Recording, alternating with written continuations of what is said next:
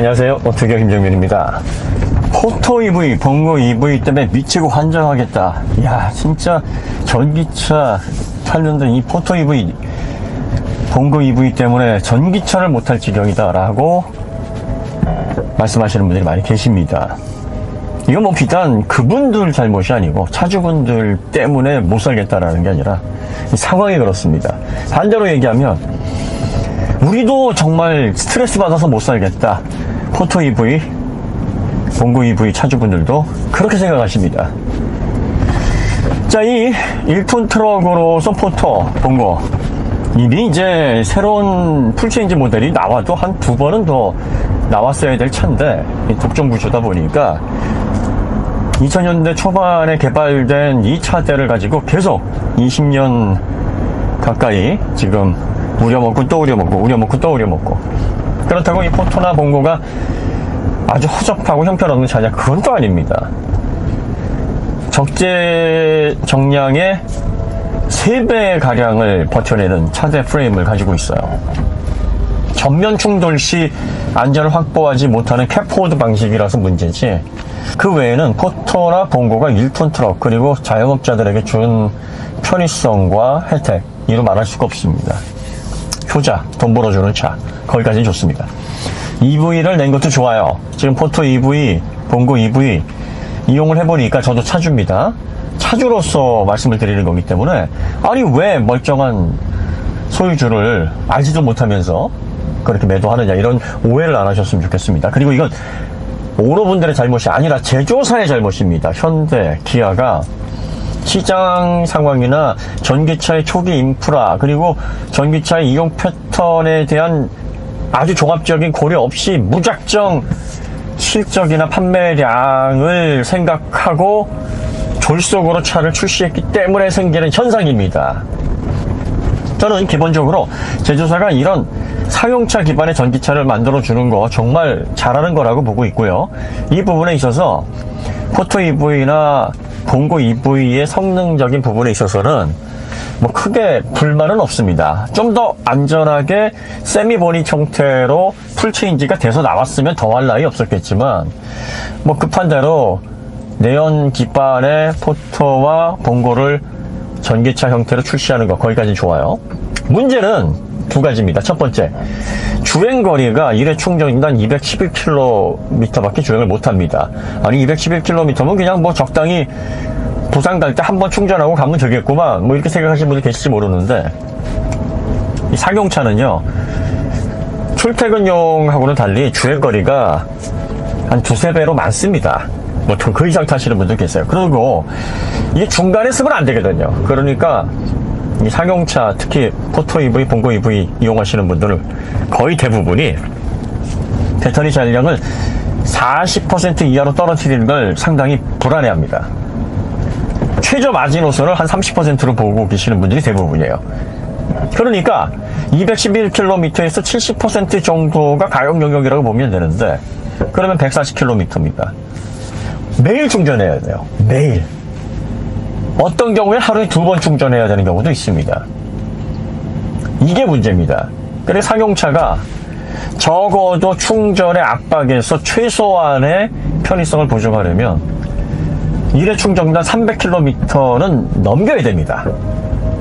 그래야 잔량 한 30%를 남겨놓더라도 200km 이상을 주행할 수 있는 그런 거리를 확보할 수 있는데, 이게 211km 한번 그것도 0에서 100까지 충전했을 때 그렇습니다.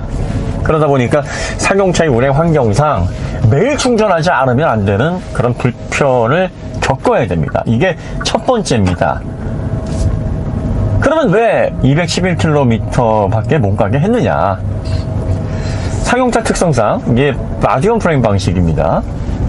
그렇기 때문에 차체 공차 무게가 무겁습니다. 또 1톤의 짐을 견뎌내야 되는, 그런 하중을 견뎌내야 되는 구조이기 때문에, 더군다나 이 포토나 봉고는 훨씬 더 많은 중량을 견뎌낼 수 있는 프레임을 가지고 있기 때문에 자, 이 정도에서 300km 1회 충전단 주행이 가능하려면 적어도 배터리 용량을 80kWh 정도는 탑재를 해야 되는데 지금 여기에는 58.8kWh 배터리만 들어가 있습니다. 그러다 보니까 네, 배터리 용량이 너무 작아요. 배터리 용량이 작은 이유는 딱 한 가지입니다. 이거를 2천만원 초반대에 판매를 해야 자영업자들 그리고 생계형 트럭을 찾는 분들에게 구입 가시권에 들어오니까 가격을 어떻게든 끌어내려야 되거든요. 그러니까 고용량 배터리를 넣기가 너무 부담스러운 거예요. 그래서 결과적으로 211km라는 주행거리가 나왔는데 이걸로 인해서 매일 충전을 해야 되는 정말 운행 환경에서 엄청난 스트레스를 유발하게 하는 첫 번째 문제점이 발생을 한 거죠. 자, 그 다음에 두 번째가 충전 속도가 너무 느립니다. 1세대 전기차 그 스펙 그대로입니다. 65kW가 최대 충전 속도인데 50kW 고속 충전기라든지 지금 50kW를 고속이라고 얘기하기도 좀 그러네요.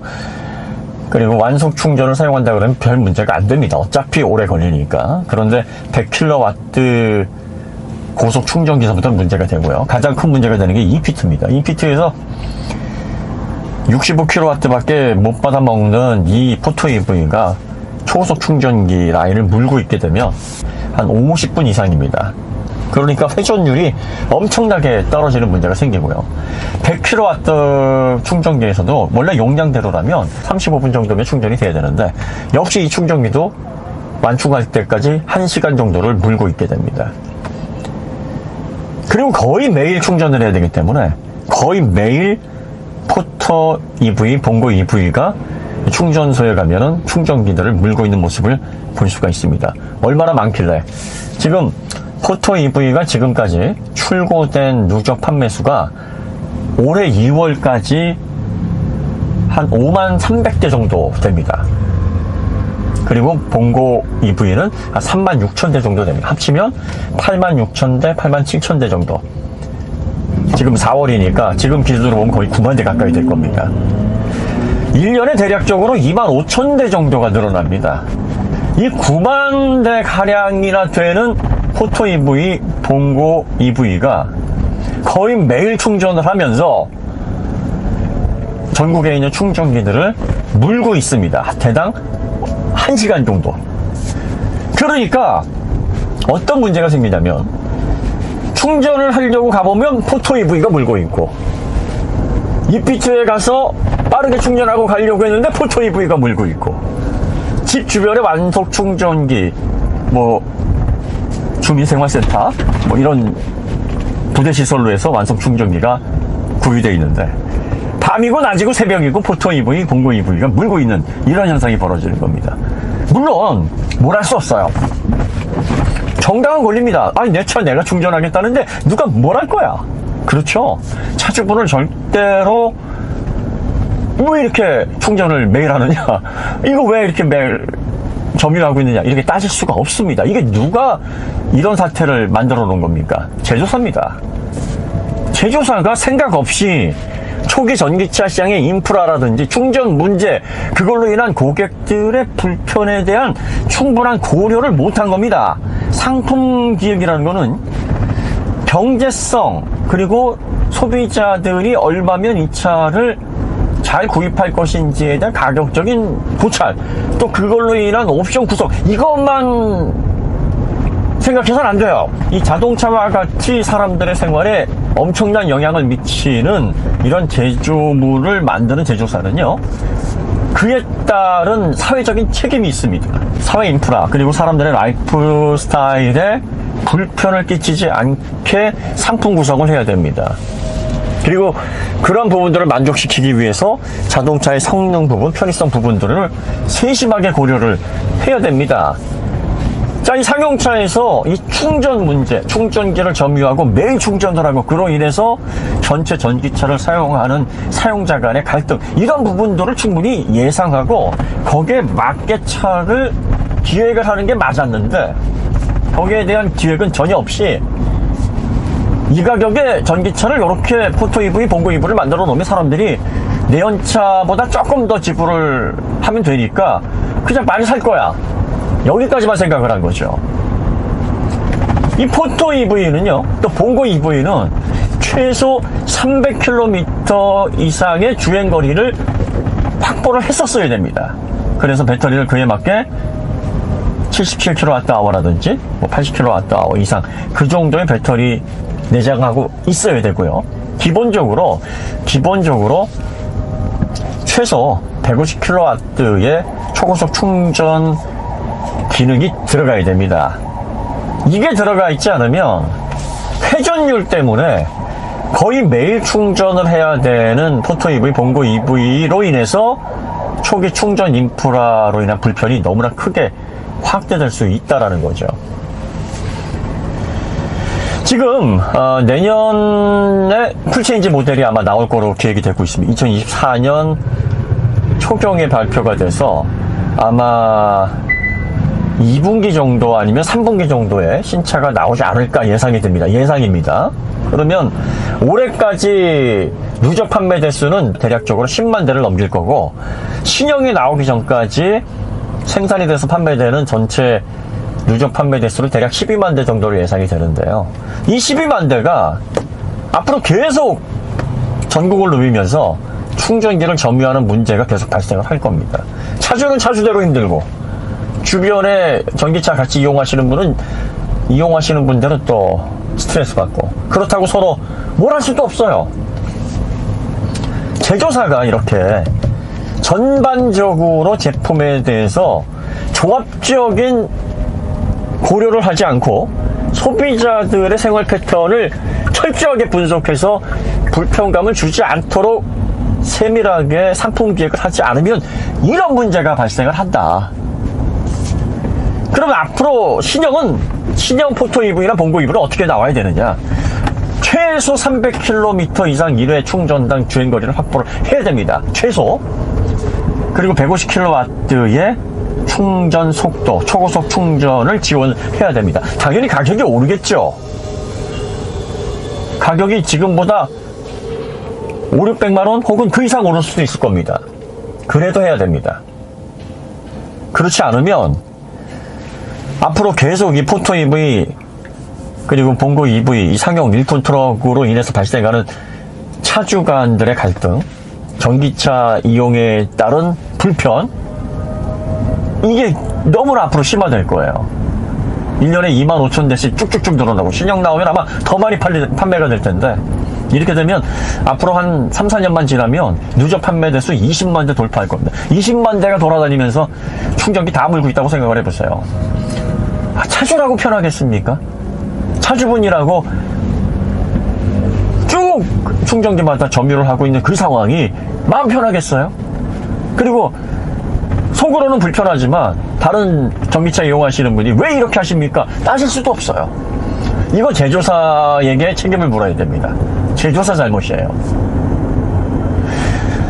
상품성 괜찮습니다. 뭐 포토 EV, 봉고 EV 사용하시는 분들이 주행거리 짧고 충전 오래 걸리는 거, 이 문제만 빼면은 뭐 기존의 내연 기반의 포토와 봉고와는 차원이 다른 그러한 편의성을 제공한다. 그런데 전기차에서 사실 1회 충전당 주행거리하고 충전 속도 빼면은 상품성이, 이걸 논하기가 사실은 좀 어려운, 그만큼 큰 비중을 차지하고 있거든요. 신형 모델이 나오게 되면 더 이상 이 충전 스트레스로 인해서 전기차 사용 환경에 아주 불편한 원인으로 작용하는, 그래서 오직하면 빌런이라는 얘기가 나오겠습니까? 이 문제를 해결하기 위해서 주행 가는 거리 그리고 고속 충전 틀림없이 이 부분은 포토 EV, 봉고 EV에 적용이 돼야 됩니다. 그리고 하나 당부드리고 싶은 건 이 고객 간에 너무 이 소비자들 간에 이 충전 문제 때문에 갈등으로 인해서 얼굴 붉히는 일이 좀 없었으면 합니다. 뭐 이렇게 사용하다 보면 이게 누구의 잘못도 아니에요. 제조사 잘못이에요.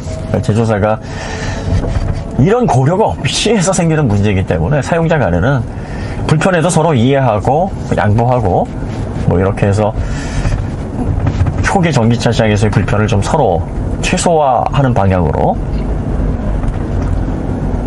환경을 만들어 나가야 되지 않나 그런 좀 생각이 듭니다. 오늘은 포토 EV에 관련된 사용상의 스트레스를 유발하는 주행거리 문제 그리고 충전 문제에 대해서 좀 이야기를 나눠봤습니다. 오늘 이야기 여기서 마치도록 하고요. 더 좋은 콘텐츠로 찾아뵙도록 하겠습니다. 감사합니다.